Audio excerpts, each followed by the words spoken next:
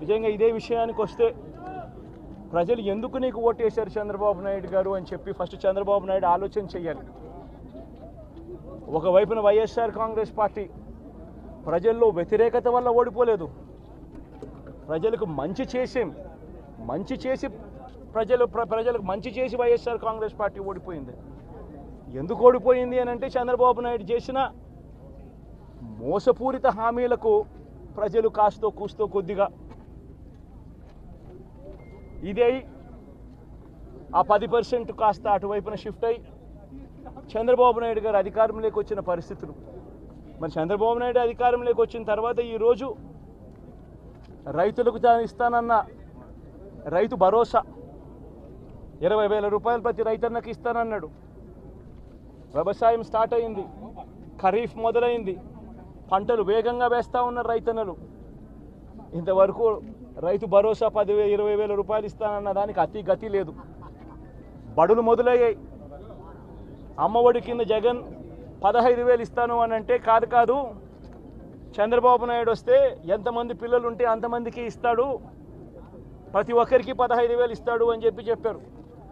రాష్ట్రంలో 1 కోటి మందికి పైగా పిల్లలు బడియీడు పిల్లలు ఉన్నారు.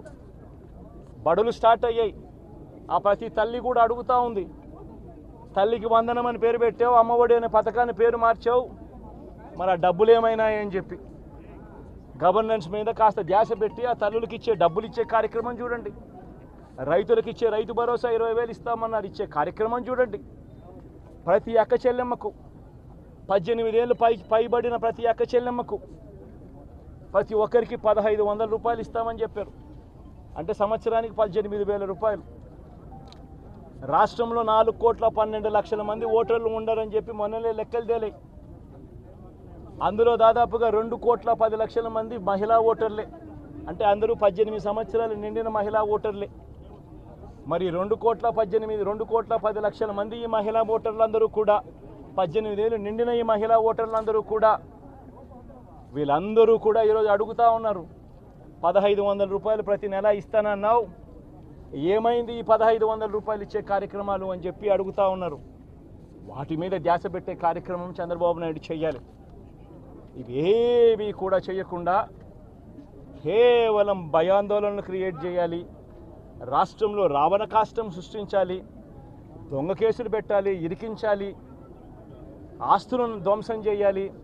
వైఎస్ఆర్సీపీ అభిమానులైనా, వైఎస్ఆర్సీపీ కార్యకర్తలైనా, వైఎస్ఆర్సీపీకి ఓటు వేసిన వారైనా కూడా ఎవరిని కూడా ఉంచకూడదు అన్న దుర్మార్గపు ఆలోచనలతో అడుగులు ముందుకు వేయడం అతి హేయమైన రాజకీయం అని కూడా ఈ సందర్భంగా తెలియజేస్తా ఉన్నా.